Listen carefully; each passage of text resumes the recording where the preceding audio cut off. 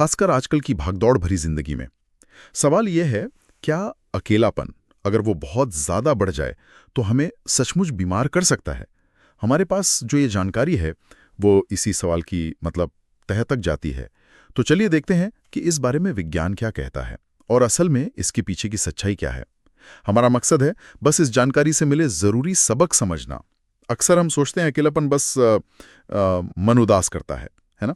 हाँ बिल्कुल, एक इमोशनल चीज मानते हैं इसे ज्यादातर। पर यह रिसर्च एक थोड़ी चौंकाने वाली बात सामने लाती है कि इसका असर सिर्फ दिल पर नहीं, शरीर पर भी पड़ सकता है। ये अपने आप में काफी अलग नजरिया है। हाँ, और यही बात इसे गंभीर बनाती है। आमतौर पर अकेलेपन को सिर्फ एक भावना, एक एहसास समझा जाता है, लेकिन ये स्टडी इस बात पर जोर देती है कि इसके शारीरिक, फिजिकल परिणाम भी हो सकते हैं, जिन पर शायद उतना ध्यान नहीं जाता हमारा। ये सिर्फ महसूस करने की बात नहीं रह जाती, फिर ये हमारी क्या कहते हैं, बायोकेमिस्ट्री को भी बदल सकती है। अच्छा। इस रिसर्च में एक आंकड़ा है जो वाकई सोचने पर मजबूर करता है। पाया गया कि जो लोग लंबे समय तक लगातार अकेलापन महसूस करते हैं, उनमें हार्ट डिजीज, स्ट्रेस, यहाँ तक कि डिप्रेशन का खतरा 40% तक बढ़ जाता है। 40%? 40%, ये बहुत बड़ा आंकड़ा है।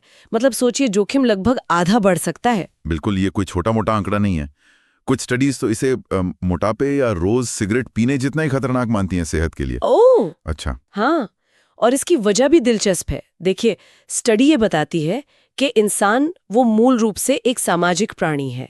हमें जुड़ाव चाहिए, अपनी बातें कहने और दूसरों की सुनने की जरूरत होती है हमें, है ना? सही है। और जब ये जरूरत पूरी नहीं होती तब क्या होता है? तब जैसा कि इस रिसर्च में इशारा किया गया है, हमारा दिमाग जैसे एक खालीपन भरने की कोशिश में वो खुद से ही बातें करने लगता है। और दिक्कत यह है कि अक्सर ये अंदरूनी बातचीत, ये सेल्फ टॉक, वो नेगेटिविटी की तरफ मुड़ जाती है। अच्छा। हाँ, जैसे चिंताएं हैं, पुरानी कोई शिकायतें हैं या भविष्य का डर, ये सब हावी होने लगता है। इसे ही शायद वो खतरनाक बातचीत कहा गया इसमें।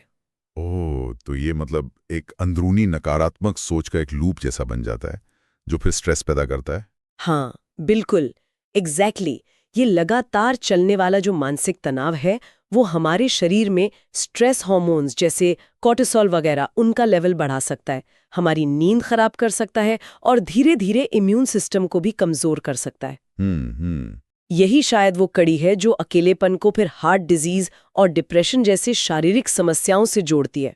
तो इसका सीधा यही हुआ कि अकेलेपन को सिर्फ मूड ऑफ समझकर नजरअंदाज नहीं किया जा सकता, ये उससे कहीं ज्यादा सीरियस मामला हो सकता है। बिल्कुल नहीं किया जा सकता। इस जानकारी का सार यही है, इसे एक संभावित हेल्थ रिस्क की तरह देखना जरूरी है। जैसा कि इसमें साफ कहा भी गया है, लंबे समय का अकेलापन एक बीमारी जैसा असर दिखा सकता है शरीर पर। अच्छा।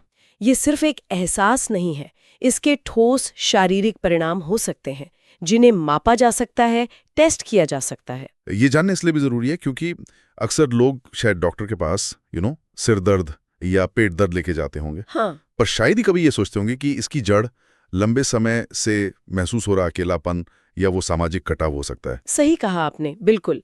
शारीरिक लक्षणों को अक्सर सिर्फ शारीरिक कारणों से ही जोड़ा जाता है, जबकि हमारा मानसिक और सामाजिक स्वास्थ्य वो भी उतना ही मायने रखता है। ये रिसर्च इसी कनेक्शन को, इसी जुड़ाव को उजागर करती है। तो आज की इस चर्चा से ये बात तो साफ है कि लंबा खिंचता अकेलापन सिर्फ हमारे मन पर नहीं, हमारे शरीर पर भी गहरा असर डाल सकता है। हार्ट डिजीज, स्ट्रेस, डिप्रेशन का वो 40% तक बढ़ा हुआ खतरा, ये आंकड़े इस बात को पुख्ता करते हैं, है ना? बिल्कुल।